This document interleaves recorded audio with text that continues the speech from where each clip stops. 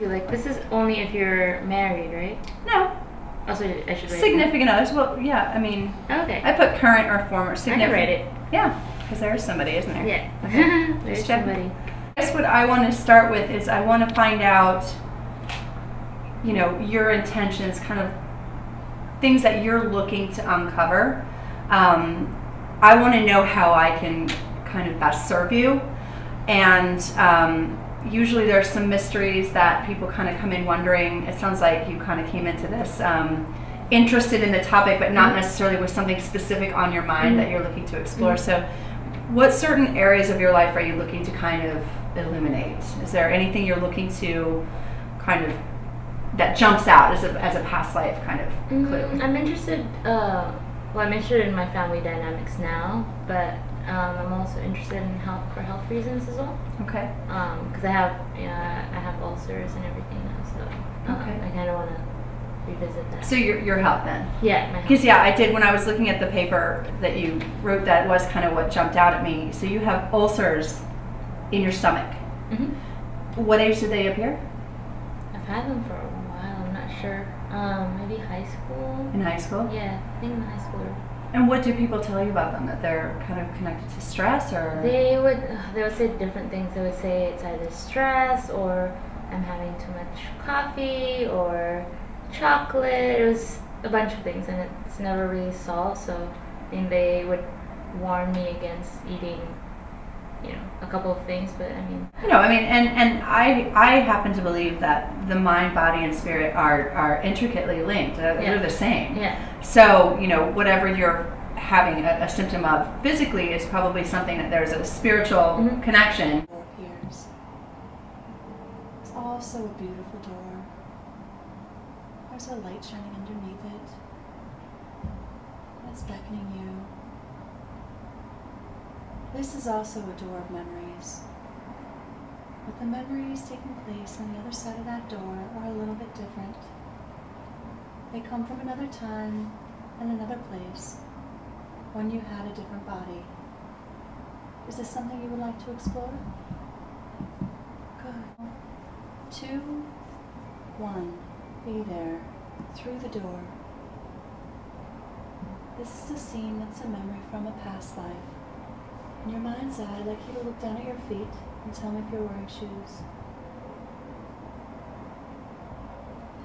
Yes. What do they look like?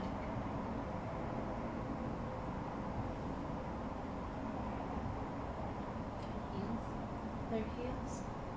You feel that it's a fancy dress, a casual dress? Fancy dress?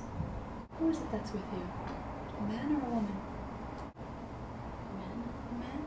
I want you to look into his eyes if you can. Tell me if he's someone you recognize, maybe from this life. Is he familiar? Yes, you know him? Is your husband?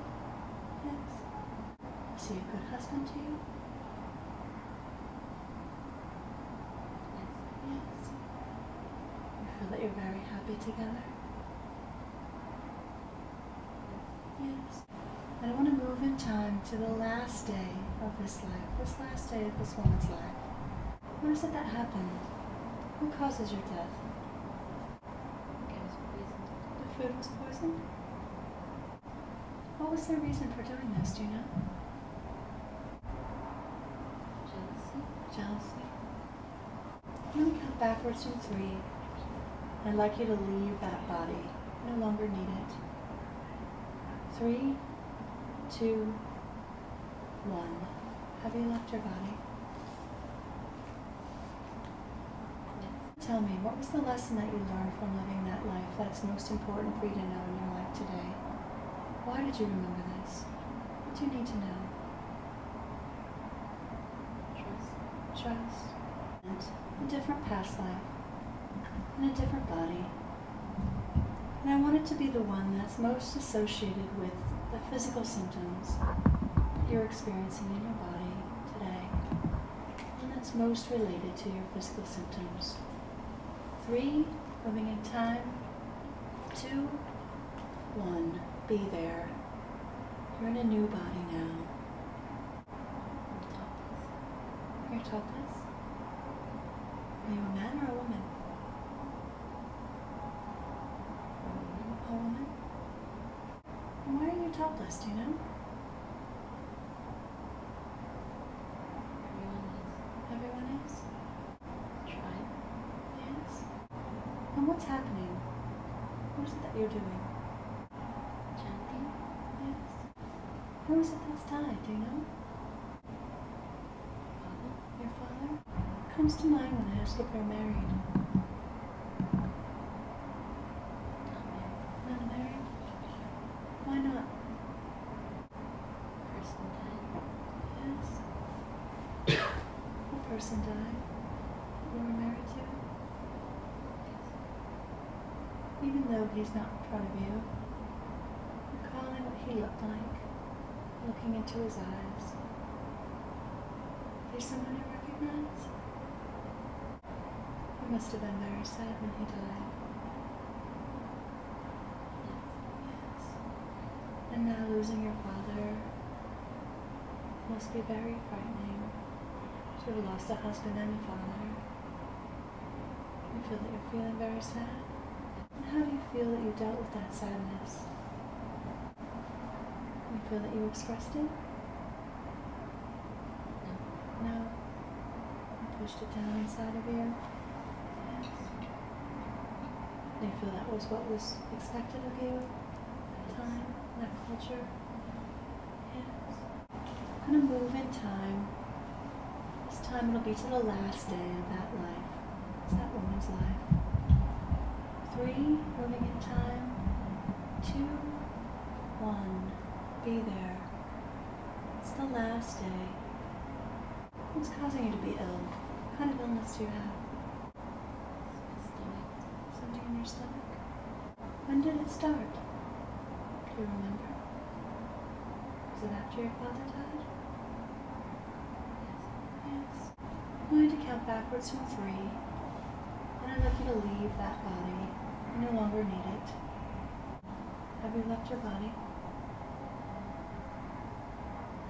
Yes. I want you to tell me what the lesson was that you learned from living that lifetime that's most important for you to know in your life right now. Why did you remember this? Family. Family. What about family? Support. Yes. When you see that you lost your husband and your father, but they're back, the people you know in this lifetime. So you see that we really do never die. We always stay connected to the ones we love. What did this woman's stomach pain represent? What was it trying to tell her? I want you to recall in your mind's eye this woman that you were, this topless woman, lived in a tribe. Call her to mind, standing in front of you. Can you see her?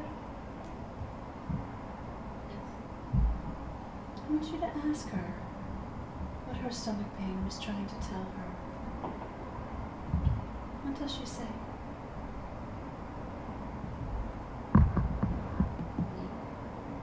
I want you to ask her if it's okay, if you can give her this stomach pain.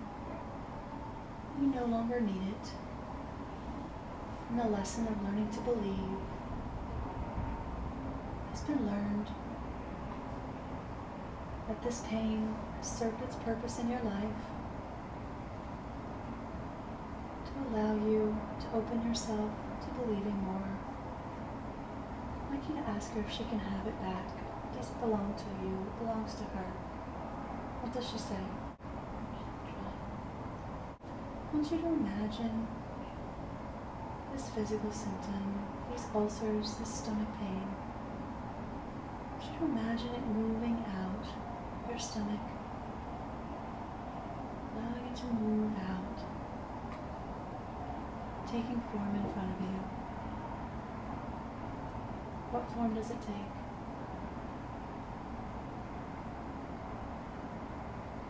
Sphere. A sphere? I want you to ask her if she'll take the sphere. What does she say?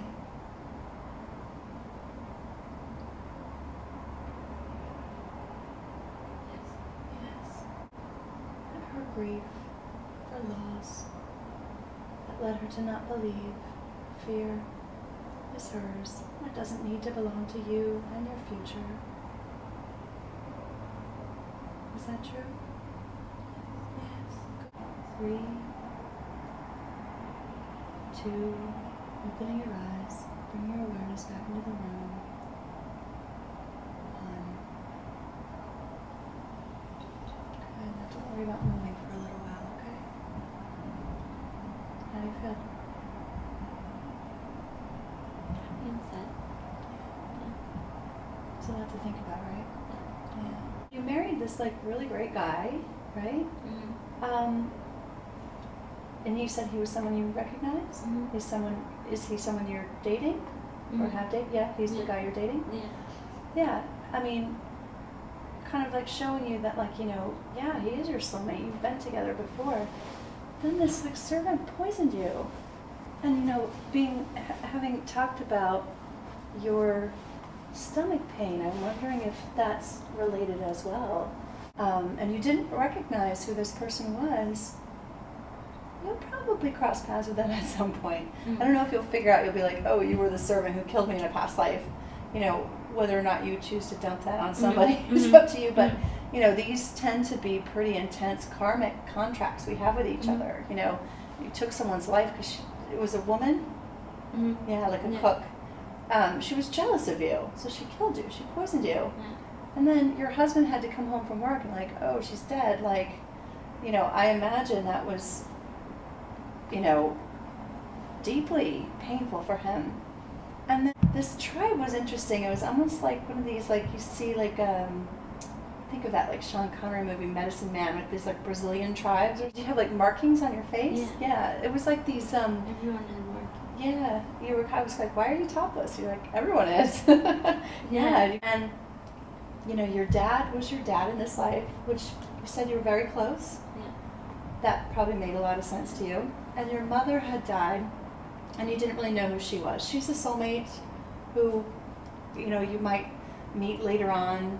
It might be a future child. It might be somebody who's just not incarnated right now, who's on the other side.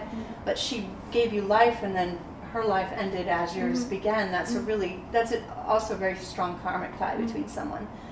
And then you had this husband who died. Was he the same husband as the other life? Yeah, it was. Okay. So you and your boyfriend, first you died, and you didn't get to grow old together, and then he died, and you didn't get to grow old together. Mm-hmm. This creates this pull. It's probably when you met each other, you're probably like, oh. Without knowing the story, you probably felt unconsciously like, wow, this really feels nice to be together again.